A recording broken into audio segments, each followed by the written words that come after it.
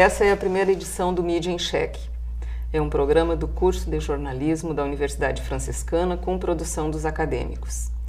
Ele se propõe a discutir o campo da comunicação, suas conquistas, seus desafios e principalmente os seus impasses. Hoje nós temos dois convidados, a Marilice Daronco e o Carlos Felipe Spal, que vão debater conosco alguns desses assuntos. A Marilice é jornalista, analista de comunicação, também pesquisa cinema e memória e faz doutorado em comunicação na Universidade Federal de Santa Maria. O Felipe é parte da casa, é prata da casa, é formado pela Universidade Franciscana, diretor de comunicação da reitoria e também é mestrando em comunicação pela Unicruz. Bem-vindos. Obrigada. Nós temos hoje um problema muito sério, que é a origem da informação e a distorção da informação que circula na mídia. Como jornalista, eu pergunto a vocês, como enfrentar o problema hoje das fake news, principalmente em termos de rede social, de mídia social? Nossa, acho que a pergunta ela já é bem difícil, né? Acho que, como tudo que envolve jornalismo, assim, não tem uma fórmula mágica ainda para enfrentar esse problema. Mas eu acho que, na verdade, as fake news, elas trouxeram uma discussão importante sobre o valor que as redes sociais têm e que acho que até então isso não era levado tão a sério. Acho que elas chamaram e colocaram ali um destaque importante para isso. Por quê? Porque as pessoas começaram a usar as redes sociais, a compartilhar as coisas nas redes sociais. De repente a gente tinha até então que o que estava sendo veiculado pelos grandes jornais ou pelos jornais locais, eles eram notícia, mas a gente jornalista entendia dessa forma. E a gente não tinha aprendido ainda a compreender como o público via isso. Então, de repente, essas fake news, quando elas começam a circular, a gente começa a sentir essa necessidade também de compreender de que forma o público vê elas. O que ele interpreta como notícia? Aquelas perguntas que desde sempre a gente faz, desde o curso de comunicação, o que é notícia? O que o nosso público, o que o público das redes sociais vê como notícia também, né? Então, acho que elas começam a propor para nós esse desafio e esse debate. Mas é muito difícil dizer assim, a gente vai combater de fato as fake news. Eu acho que tem uma série de ações. Eu acho que as próprias checagens de notícia têm sido um caminho maravilhoso para isso e as próprias checagens de notícias têm oportunizado que se criem outras notícias. Porque até então a gente não tinha esse acompanhamento, né? Eu acho que surgiu um caminho interessante com isso, assim. As checagens realmente são uma alternativa bem recente e bastante problemática no seguinte sentido. Quem lê a matéria checada, né? Uhum. Eu acho que no campo do jornalista ela se torna uma prática frequente. No campo do público, não necessariamente. Aí eu queria ouvir o Carlos. Sim. Eu penso que em nível de informação falsa, talvez isso sempre existiu na história do jornalismo e na história da construção do próprio Estado brasileiro, né? No entanto, a rede social aumentou essa possibilidade das pessoas compartilharem, interagirem. Eu acho que a fake news ganhou essa abrangência e essa preocupação a qual nós estamos discutindo agora em virtude da não checagem e em virtude também das pessoas quererem participar do processo. Porque historicamente, você pega os jornais, assim, eles separam o espaço do leitor, né? Então ali vai a opinião do leitor, vai o que ele pensa, mas num determinado enquadramento que nas mídias tradicionais é proposto e pautado pelo jornalista que está ali na cobertura diária. No entanto, isso com o advento da rede social ficou pouco e as pessoas extrapolaram. E extrapolar na rede social, por vezes, tem consequências graves, tanto de manifestações de opiniões que hoje dividem o país em níveis políticos, quanto nessa perspectiva de compartilhar coisas que muitas vezes nem a pessoa checou e por vezes nem reflete a opinião dela, simplesmente pela polêmica do fato, né? Então isso é bastante preocupante, né? Eu acredito que um cidadão bem informado pode ser a melhor ferramenta para combater a fake news, mas não informado pela rede social. Aquele que acompanha diariamente, escuta rádio, lê um bom jornal, ou procura priorizar por uma informação de qualidade. Vai de cada um também ter um pouco de cautela, prudência e responsabilidade no sentido de sair propagando informações que, por vezes, mesmo não sendo jornalista, só um tipo de manchete já sensacionalista faz tu, pelo menos, se tu tem um senso crítico, distinguir o que mais, pelo menos gerar uma desconfiança em relação à manchete. Ainda que cautela, prudência e responsabilidade, acho que com as redes sociais é o que a gente menos tem visto. Vamos insistir um pouco neste ponto pelo seguinte, a gente sabe, né, com informações de que muitos das notícias e das matérias que circulam em rede social, na realidade, são algoritmos, né, produzidos e programados para estimular determinados assuntos e determinadas visões ideológicas, né? Por outro lado, isso aí circulando na rede social, que, queira ou não, os formadores de opinião hoje todos estão articulados em rede social, faz com que essas manifestações que tu falaste, Carlos, sejam muito intensificadas e muito polarizadas, né? Então, eu penso que o público que lê, ele não necessariamente lê para se informar. Em rede social, ele lê para alimentar aquilo que ele já pensa, né? E isso vai criando um vácuo e um vazio nas relações de informação propriamente dita. Então, a fake news, me parece, e eu gostaria que vocês explorassem um pouco mais esse aspecto, a fake news me parece que ela estimula um comportamento de quem está do outro lado. Não necessariamente a informação ou a discussão de aprofundamento de alguma situação contextual que a gente vive. Perfeito, isso ficou mais evidente ainda nos últimos anos, né? Porque principalmente pela eleição dos Estados Unidos, que agora está sendo desvelado isso, né? Como foi. Talvez isso já existia, mas essa intenção e essa multiplicação dessa interação se torna preocupante mesmo, em virtude de que a gente observa que muita gente que consome a fake news não tem uma base educacional, ou pelo menos não está interessada em observar além daquilo que está na manchete, né? Eu sei que dentro dessa perspectiva você puxa uma interpretação também, qual é o objetivo da rede social, para que ela está sendo utilizada, né? Então, se antes ela era utilizada como um perfil pessoal, hoje ela tem uma representação comercial e de identidade, de marca das próprias empresas, que existe essa preocupação, né? Então, ao se apropriar desse conhecimento e do potencial da rede social, faz com que surjam pessoas mal intencionadas que queiram direcionar um discurso de massa, né? Que acaba atingindo um volume de pessoas muito grande, né?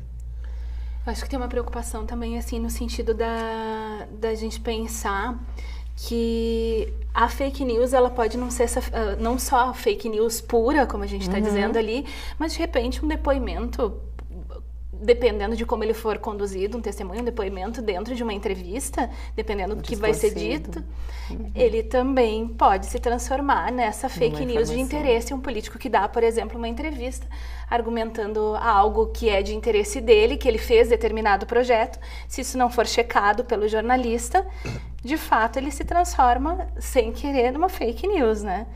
Mas o que eu acho interessante até quando tu falavas dessa questão, por exemplo, de acompanhar e de como é feita a leitura, né? A gente não tinha com o próprio jornal impresso, apesar de todas as pesquisas, uma certeza do que era lido. E agora, com a rede social, o que está sendo lido ali? O que está sendo acompanhado? Porque o que a gente nota quando faz uma postagem? Às vezes você faz uma postagem até de um evento, dizendo qual é o local. a festa vai acontecer no local tal, no horário tal, e quando você tem o primeiro comentário embaixo, pergunta, mas quando vai acontecer? Vai ser aonde? Vai ser em que horário? Em que local? Então, o que as pessoas leem? O que é dito, acho que é um grande problema, e aí é o problema que é de nossa responsabilidade, porque somos nós que dizemos. E como é dito. Exatamente. E essa parte da interpretação, do que é lido e o que as pessoas querem ler também, né? Tem uma pesquisa não é fácil. Tem uma pesquisa da Secretaria de Comunicação do ano de 2016 sobre a credibilidade da mídia junto ao brasileiro, né? Isso é interessante porque os dados revelam que o brasileiro acredita muito no que o jornal e as revistas dizem. Nós temos uma herança do impresso. Em segundo lugar, se deu na televisão, é verdade. E em terceiro lugar, o rádio, que é aquele companheiro de jornada que mais alimenta uma questão opinativa, tá? Mas nessa hierarquia. E, por fim, a internet como espaço dos jovens navegarem e buscarem informações. Nessa linha de credibilidade, como é que vocês veem, porque existe, né, ainda se acredita na televisão, ainda se acredita no jornal, a influência da rede social, a influência da informação que circula na mídia nos veículos? Porque inverteu, né? Sim. Na verdade, assim, eu lembro de uma discussão, foi em 2015, que eu participei de um congresso de jornais, que era das direções dos jornais, e uma coisa que se colocava muito naquela época era justamente relacionada à pesquisa. Foi um ano antes da pesquisa que você apresentou, mas eles já discutiam essa questão de como o resultado como se buscava essa credibilidade no impresso. Bem o caminho da notícia que você falou. A pessoa até podia acompanhar pelas redes sociais, mas ela acreditava na veracidade daquilo no momento que ela via publicado no jornal impresso ou que ela assistia na televisão. Aí a minha grande pergunta é, o que os jornais impressos, o que a televisão, o que a mídia tradicional fez com isso? Porque naquela época se comemorava muito, porque se falava no fim do impresso, e aí se comemorava... Que bom que tem credibilidade. Que bom que tem credibilidade. Mas o que a gente fez com essa credibilidade? De que forma a gente usou ela, né? A gente conseguiu produzir novas coisas com isso, a gente conseguiu manter essa credibilidade, porque talvez a gente começou a abrir esses espaços para a própria fake news, né? E aí acho que entra o elemento mais importante dentro do jornalismo, que é o jornalista checando bem essas informações. E às vezes a fake news, ela pula da rede social para o impresso ou para a TV, para onde for, sem a checagem devida. E aí pela espetacularização do fato. Exatamente. Eu acredito também que acaba se amparando muito o jornal impresso na rede social. Muitas vezes nem é tanto para procurar pautas ou é mais para ver o que está bombando ali, né? Então, por vezes é trazido uma matéria que vem da rede social para o audiovisual, para o próprio impresso, que invariavelmente eles têm uma velocidade não tão dinâmica quanto a própria rede social, que é trazido depois em virtude da repercussão que o fato já teve na rede social. Mas isso corre-se o risco de ser o efeito manada, né? Todo mundo falando daquilo ali e nem sempre aquilo ali é verdadeiro, né? Então, por vezes, corre-se o risco da pessoa que tem a questão de manter uma credibilidade, por ter essa sensação também que o jornal precisa se manter vivo, atual, e precisa ter telespectadores, puxa aquela origem da espetacularização, da manchete, e acaba agregando no dia a dia, para ver se ele pode ter uma repercussão tão boa como semelhante, ampliando um pouco os fatos, mas às vezes nem sempre é um fato que é verdadeiro. Bem essa questão da notícia como produto à venda, né? Exatamente. Né? A gente já volta a esse assunto, vamos fazer um pequeno intervalo e veicular uma matéria produzida pelos alunos do curso de jornalismo, que este ano os cursos de comunicação da Universidade Franciscana completam 15 anos. Já voltamos.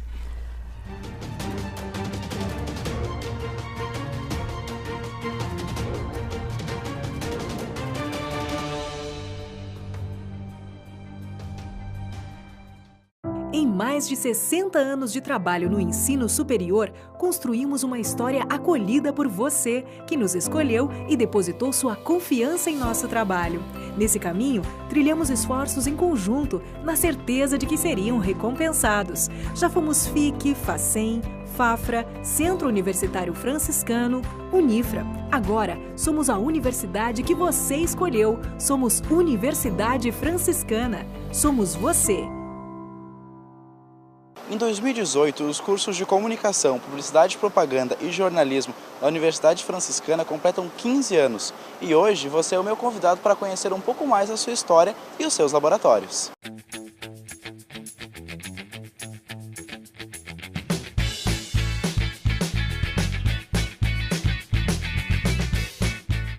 A Agência Central Sul é um laboratório experimental do curso de jornalismo que foi criado em 2005.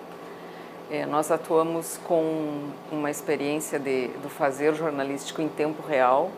Os alunos que trabalham na agência são de qualquer semestre do curso, nós temos os monitores e os voluntários.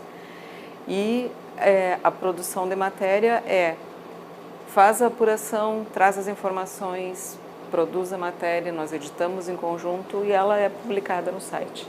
Aqui no LAPROA, no Laboratório de Produção Audiovisual, a gente trabalha dando suporte para as disciplinas do curso relacionadas ao audiovisual, tanto cinema quanto edição e telejornalismo.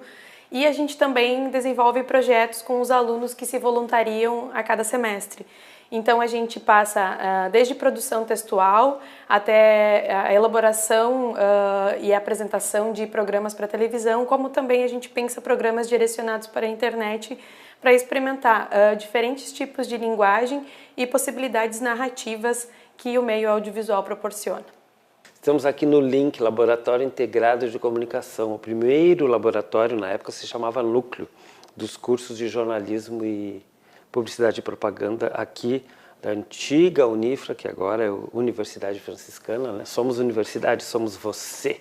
Então, nós começamos como NUCOM, Núcleo de Comunicação. No início, nós atendíamos especificamente os dois cursos, tanto publicidade quanto jornalismo, só divulgando as notícias internas. Isso lá em 2003, então não existia muita coisa a ser feita. À medida que os dois cursos foram ampliando, a gente foi tendo mais turmas, começou a aparecer fórum de comunicação, começou a aparecer prêmio de publicidade, depois prêmio de jornalismo, participação na Feira do Livro. Nós fomos ampliando a nossa atuação. Então hoje é um laboratório que atende aos, digamos assim, as atividades dos dois cursos, né?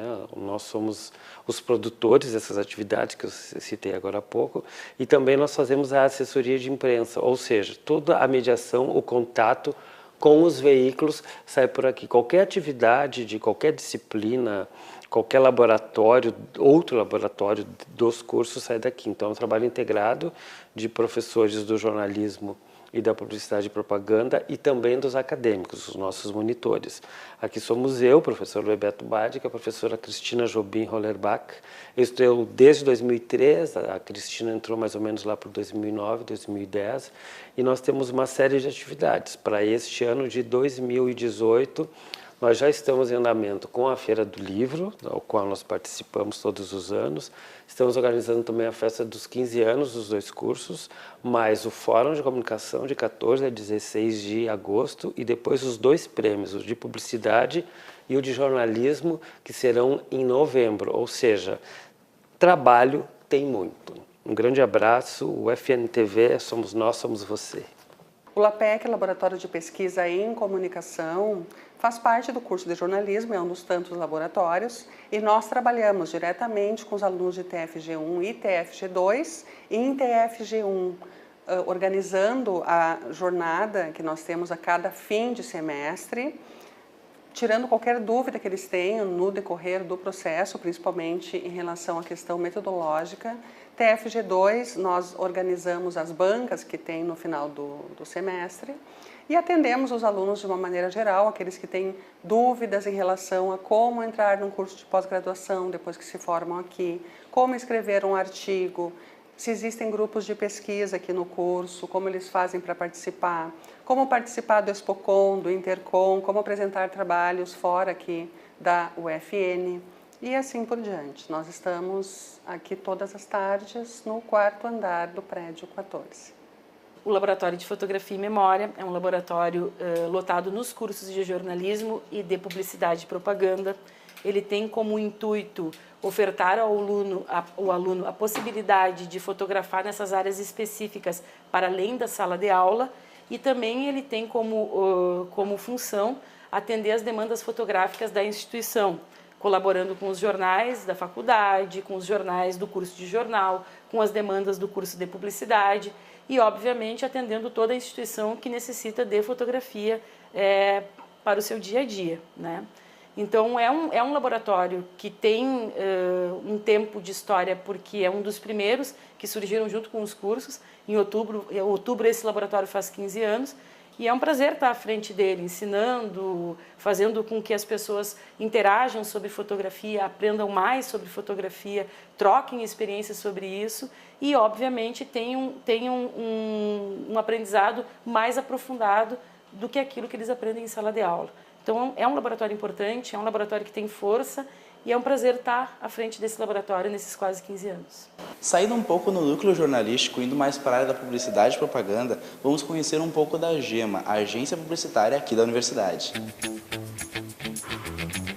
Então, a AGEMA foi criada 14 anos atrás, né? Um curso de publicidade completa 15 anos esse ano, e a AGEMA foi criada um ano depois que o curso já existia. Desde o início, a proposta da AGEMA é servir como um laboratório para que os alunos pratiquem publicidade de uma maneira experimental. O que a gente entende por esse experimental? Que seja um espaço em que os alunos possam ter as suas ideias e experimentar, independente de dar certo ou dar errado. Claro que a gente quer que toda peça, toda campanha criada sempre funcione, né? Mas algumas estratégias comunicacionais, o ambiente permite, pela questão da ludicidade, da gente experimentar técnicas diferentes, deixar o aluno encontrar a sua melhor forma de executar os processos criativos, por isso que se torna experimental. Bom, a AGEMA que a gente oferece estágio em diferentes setores, né? A gente tem 5 áreas atualmente, que é redação publicitária, direção de arte, atendimento, planejamento e mídia social, né? Então são as 5 áreas de atuação que a gente oferece vagas a cada semestre com processo seletivo, né? A gente faz uma forma alternativa assim, de ingresso, né? A gente faz atividade prática, às vezes tem uma provinha teórica que acompanha, uma entrevista, e podem entrar na agência alunos de qualquer semestre, né? A gente não tem nenhum limite, pode ser desde o primeiro semestre até o último semestre, não tem problema pra gente. E a gente inclusive gosta que a equipe seja bastante diversificada, né? Porque alunos de diferentes semestres conversam e trocam ideias mais, digamos, frutíferas para as campanhas, né? Sobre a clientela da AGEMA. A AGEMA ela não atende clientes externos da instituição, porque seria uma competição, digamos, não muito justa com o mercado, pelo fato de a gente não remunerar a mão de obra, né? Então, como são estudantes, a gente trabalha, às vezes, com alguma instituição, alguma ONG, né? No caso, público externo da instituição, mas os nossos trabalhos, a nossa clientela são da própria instituição, que pode ser um curso, pode ser a própria reitoria, e muitos trabalhos vinculados aos cursos de comunicação social, né? Principalmente publicidade, que é a nossa área. Os alunos que ingressam na AGEMA, eles podem ficar, em média, até 2 semestres. Às vezes acontece de ficar um semestre a mais, porque mudam de área e tal, mas a gente tenta preservar, assim, de que cada aluno fique pelo menos 2 semestres, para que tenha um tempo adequado de aprendizado e que a gente possa ter um rodízio de alunos, né? A gente tem, em média, de 10 a 12 vagas na AGEMA. A questão do espaço físico e da orientação, para a gente dar uma orientação mais adequada, não tem como ter uma equipe muito grande, né? Mas ainda assim é o laboratório que comporta um maior número de estagiários, até porque é o único laboratório de todos da comunicação social que é exclusivo dos alunos de publicidade. Todos os demais laboratórios dos cursos de publicidade e jornalismo têm vagas para ambas as áreas, né? Então esse é o único exclusivo dos publicitários, por isso que às vezes ele é um pouco visto como menina dos olhos do curso, assim. muitos alunos, muitas gerações de alunos já passaram pela GEMA e ficam com saudade certamente, porque aqui além da questão profissional, não só aqui na GEMA, né, mas em todos os laboratórios, além da questão profissional, a gente também tem o estreitamento dos laços de amizade entre os alunos, né, essas experiências, as experiências humanas para além das experiências profissionais. E esse enriquecimento também passa pelo amadurecimento do aluno, porque diante de problemas reais, né, porque são todos clientes reais, com prazos reais, objetivos de comunicação real, fica mais fácil do aluno ter essa experiência do que ele vai encontrar no mercado publicitário lá fora. Então, de certa maneira, passar pela GEMA é uma forma da gente se preparar para os primeiros estágios ou para os primeiros empregos lá fora, porque é uma maneira de você chegar mais perto do mercado de trabalho sem talvez ter aquela pressão que às vezes o mercado de trabalho exerce sobre os novatos, né? O Laboratório Tom, ele é o laboratório de áudio, então, do curso de publicidade. Ele faz parte da rádio UFN. No Laboratório Tom, nós trabalhamos com os estagiários do curso de PP. Os alunos têm a possibilidade de pensar em novos formatos para a rádio. Não apenas para a rádio, a gente também alimenta redes sociais, como Facebook e Instagram. Ele é um espaço didático, ele é um espaço que serve como laboratório para os cursos. Então é um local onde a gente pode, a partir do que os alunos aprendem em sala de aula, a partir daquilo que nós passamos também de conteúdo, eles podem se apropriar desse conteúdo, eles podem reformular e pensar em novos formatos, tanto em conteúdo radiofônico, tanto em conteúdo para social media. Então a gente trabalha de uma forma integrada com outras disciplinas e a gente prioriza por ser um espaço então acadêmico, didático, onde eles podem fugir um pouquinho daquilo que nós conhecemos como uma rádio tradicional, até porque faz parte do ambiente que é uma rádio web, né? Então ela só existe na internet e a gente acaba reforçando então essa questão de não ser uma rádio tradicional e ser um laboratório que incentiva essas práticas, né? De trabalhar não só com áudio, trabalhar com textos, trabalhar com postagens, trabalhar com memes, trabalhar com GIFs, trabalhar com eventos, como a gente tem feito ultimamente, e também por ser um laboratório que vai incentivar os alunos de todo o curso, tanto o PP quanto o jornal, e alunos, enfim, né, a comunidade acadêmica, a buscarem conteúdos do tipo workshop, oficinas. Então a gente tenta ser um laboratório que possa agregar a experiência do aluno dentro da instituição. O LAPA é o Laboratório de Produção Publicitária Audiovisual e tem como propósito ser um espaço para trabalhar, para, enfim, os alunos terem a oportunidade de se aprofundar um pouco mais em audiovisual. A proposta inicial seria a gente atender mais produtos voltados para a publicidade, mas aqui a gente também experimenta com outros formatos de vídeo, né? A gente tem tanto produções que são solicitadas pela própria instituição, que a gente acaba atendendo, né, algumas demandas internas, produzir alguns vídeos para alguns setores, vídeos explicativos. Por exemplo, agora a gente está em produção de um vídeo que foi solicitado pela biblioteca.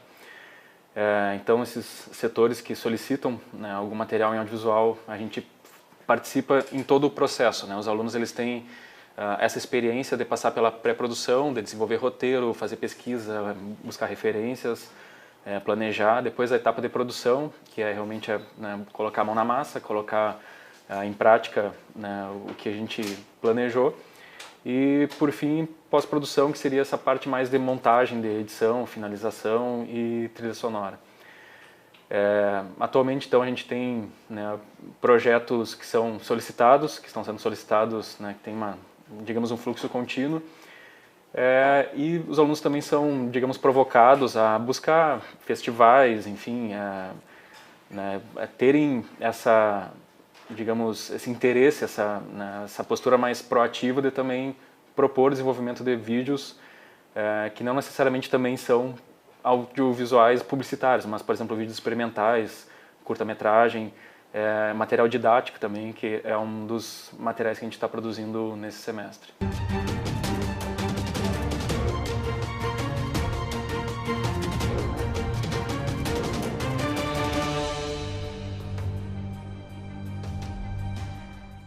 Então, gente, como vocês verificaram, a gente está de aniversário, né? São 15 anos do curso, dos cursos, E nesse processo, assim, a comunicação mudou muito desde o começo até hoje, e a gente sabe que ainda vai mudar muito mais. A gente falava há pouco sobre a questão da checagem e da apuração, né? Então eu pergunto para vocês o seguinte, formando jornalistas, o que deve ser enfocado principalmente? Eu acho que tudo, né? E falar desse tudo, assim, a experiência em sala de aula me trouxe no ano passado, no ano retrasado, quando eu tive essa oportunidade na UFSM de trabalhar com a questão das docências lá, de pela primeira vez experimentar um pouquinho assim desse desafio de ser professor. E eu acho que às vezes a gente tenta lidar de todos os aspectos, desde a questão de recursos, a questão de o quanto a tecnologia mudou, de o quanto essa tecnologia hoje favorece a apuração, o quanto se pode experimentar tudo isso, experimentar coisas novas, fazer maravilhas com o celular. Mas às vezes eu acho que o que a gente ainda precisa puxar é aquele fiozinho que vai conduzir tudo aquilo que a gente falava lá no início. A importância de um profissional, checar a informação, saber o que é pauta, ir atrás não ter preguiça na hora de apurar uma informação, tudo que vai constituir a base de um repórter, porque eu acho que ali começa a aflorar algumas coisas que são extremamente necessárias, porque a gente pega dentro da sala de aula a meninada que está chegando ali, ainda precisando aprender o que é uma pauta. E hoje, assim, quando a gente pega já o pessoal formado, por exemplo, trabalhando com os freelas, por exemplo, da Folha, a gente conversa muito sobre o que é pauta, a gente já teve 7 aulas sobre o que é pauta. Então, não é uma coisa só de quem está começando. É permanente. É permanente, e eu acho que aí vem de duas nuances. Nós, professores, tentando ensinar isso para os alunos, essa vontade do aluno de querer aprender, porque aí também não é todo aluno que quer e está disposto a aprender, principalmente num campo se transformando tanto quanto o nosso. E aí também a gente entra no papel do jornal, do próprio veículo de comunicação, porque o que é pauta para cada um dos jornais também. Mas eu acho que essa formação humana, esse preciosismo por apurar a informação. Eu brincava até com uma turma que eu sempre dizia assim que na hora de apurar, a gente tem que pensar um pouco que nem aquela avó que está preparando chimia em casa. A receita de chimia todo mundo sabe fazer, mas é aquele apuro, aquele cuidado, aquele ponto que vai dar o gosto especial. E acho que às vezes isso falta um pouco ainda. Acho que a gente tem que caprichar nessa apuração. Carlos, tu convive muito com alunos, Sim. né? Seja em estágio, trabalhando contigo lá. Qual é o principal problema que tu verifica? Assim? Não problema, mas dificuldade. Cada vez os alunos entram mais novos na faculdade, né? Então, hoje, se você... talvez o nosso público-alvo, a gente pode determinar que ele tem 16 a 22 anos. Mas esse público-alvo, há 15 anos atrás, em nível de captação de alunos, falando em nome da universidade, ele mudou muito, né? Então, a gente tem que se adequar a esse universo. Mas o que eu observo durante a formação desse aluno que está aqui e que por vezes a gente usa também o jornalismo como meio de relacionamento em nível de assessoria, né? Esse é um grande propósito. Eu observo que ele precisa ser estimulado o senso crítico social. Entender que ele faz parte de uma sociedade e que todos nós somos direitos iguais numa perspectiva de construção de discurso, mas na prática, num olhar social, a gente vai entender muita desigualdade. E essa função social do jornalista, mesmo ele estando futuramente representando algum veículo comercial, até porque toda a mídia sofre também afetação de vários aspectos, ele precisa, durante a apuração, ter essa visão crítica de entender que a gente precisa estimular que a sociedade seja mais justa, igualitária. Porque se você observar a mídia como o quarto poder, assim, como um representante da população, ela traz esse esclarecimento, né? Esse dever social. Porque enxergar a sociedade de uma forma verticalizada, isso sempre foi da nossa origem, do Brasil colônia. E talvez o jornalismo esteja no ponto de uma maturidade de não só criar informação, mas também mediar essa informação. O jornalista ele tem que ter a função hoje não só de produzir, como de interpretar, mediar, fazer com que as pessoas participem do processo e ele consiga apurar dentro desse contexto as melhores informações e mais verídicas para o público. Levanta uma questão que eu acho interessante e é muito pertinente para quem trabalha com formação de aluno, que é a questão ética, né? A gente deveria ter um jornalismo interpretativo, contextualizado, conjuntural. Não falo na sala de aula, falo no jornalismo brasileiro. E da sala de aula a gente vê a dificuldade dessas gerações muito novas ao se depararem com esta mídia que está contraditória, bastante, vou usar uma expressão um pouco forte, tendenciosa, né? Que revela alguns bastidores que não aparecem num primeiro momento. Como é que vocês estão enxergando o jornalismo brasileiro hoje? Eu acho que tem um pouquinho também, concordo contigo nessa ponderação, mas só para incluir também um pouquinho anterior ali dessa questão da crítica, eu acho que isso também está fazendo com que muitos alunos, com que muitos jornalistas recém-formados e outros já formados há tanto tempo, busquem alternativas, mídias alternativas. E talvez isso seja uma das maiores riquezas que tem surgido no país nos últimos tempos, que são essas mídias, essas possibilidades de repente, com uma agência pública, como a Pública, conseguir tocar um projeto e fazer isso de forma independente, como o próprio Mídia Ninja tem feito, como outros têm feito também. Então, ao mesmo tempo que a gente vê uma sobrecarga dessa questão do poder, da mídia tradicional, porque se a gente for ver, a própria mídia tradicional tem tentado se reinventar, porque ninguém sabe exatamente, a verdade é que ninguém sabe qual é. Né? Então, muitas perguntas são difíceis de responder por isso. Porque o que é o tradicional hoje? O que é... Hoje a gente tem uma dificuldade até de definir o que é... que até então era tão tido como certo, né? Então, eu acho que isso tem aberto também. Se a gente tem um lado negativo das coisas, por outro lado, a gente tem um positivo, que é o de se abrir possibilidades novas. Principalmente, eu acho que dessas mídias alternativas, dos próprios editais que têm surgido para realização de audiovisual, mas principalmente da mídia alternativa. Que absorve toda essa geração mais... ansiosa por fazer coisas novas e que são desvinculadas, então, dos nichos tradicionais. Exatamente. Ótima colocação. E no contexto geral, dá para se ver que a grande mídia ela se ampara para onde vai o mercado, né?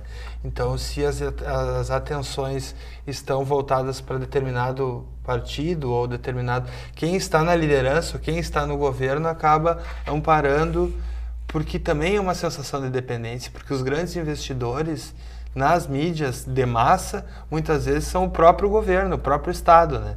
Então é uma coisa que se retroalimenta, muitas vezes muito nociva, porque se tiver que ter uma carga negativa forte para uma oposição ideológica que é representado pela mídia corroborando um desejo do mercado, eles vão minar a pessoa porque pega um grande volume de massa.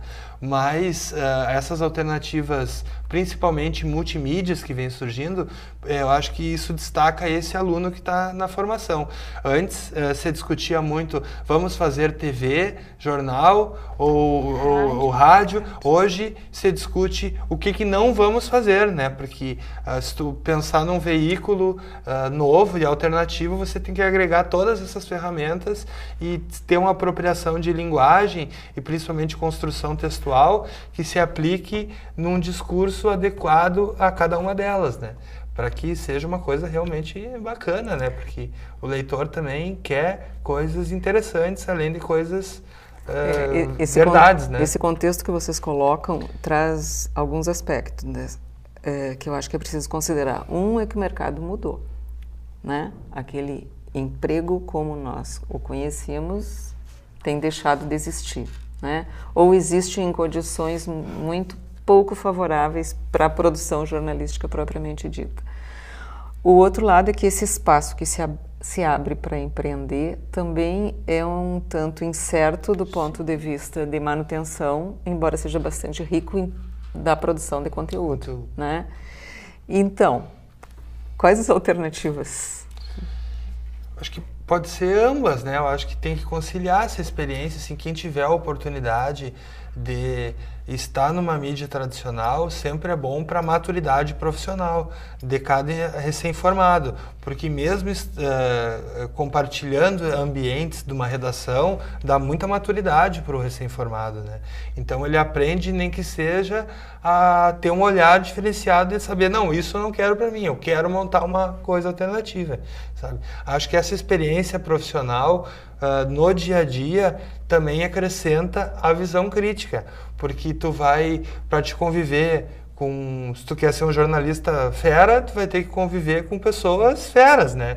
Então vai ter que aprender na prática o que te condiciona a ter esse senso crítico. Ainda então, bem que as feras não estão só no mercado tradicional, né? Isso. Então, justamente ele adquire essa perspectiva para abrir isso dentro da universidade, pode se criar arranjos produtivos que subvertam essa lógica, né? Mas eu acho que uma coisa nunca exclui a outra. A gente vê vários exemplos, principalmente de blogueiros, que beliscam na mídia alternativa, mas ao mesmo tempo escrevem para uma mídia tradicional, que entra em xeque o interesse da informação, né? E assim a qualidade. Mas, por sua vez, por vezes ele consegue falar com mais liberdade no online do que num veículo comercial, né? Então acaba... Acho que uma coisa não exclui a outra, mas existem grandes potencialidades surgindo. Eu não vou te responder, eu acho, porque se eu responder, eu vou patentear a resposta, vou vender para todos os jornais e vou ficar rica com isso, porque acho que é o que todo mundo procura, né? Como o que encontrar de resposta para isso, assim, como conseguir responder isso. Só que eu acho que a gente tem canais, eu acho que para o jornalista ele saber que ele não depende só da mídia tradicional, já é um fato muito positivo. É uma autonomia, né? É um processo de autonomia. O professor Nilson Magem publicou essa semana um post na página do Facebook dele dizendo o seguinte, que nas redes sociais ele tem a liberdade que ele nunca teve em nenhuma redação e que por isso que ele não abria mão de continuar postando. E que quem gostasse, muito bem, e se alguém achasse que ele tinha que responder juridicamente, tudo bem também, né? Então, eu penso que a gente tem exatamente esse espaço de liberdade que vai se construindo, embora a gente esteja num momento de incertezas em todos os aspectos. E de necessidade também de saber lidar com essa responsabilidade também. Com essa responsabilidade, né? Que é uma responsabilidade profissional e social, né? Eu gostaria de agradecer a presença de vocês aqui. A gente poderia discutir ainda muitos outros aspectos dessas questões da comunicação, em particular do jornalismo, mas o nosso tempo hoje está acabando, né? Muito obrigada, Marilice. Muito obrigada, Carlos. Obrigada pelo convite e sucesso ao programa. Obrigada. Tenho certeza que... E ficamos por aqui hoje, voltando na próxima semana.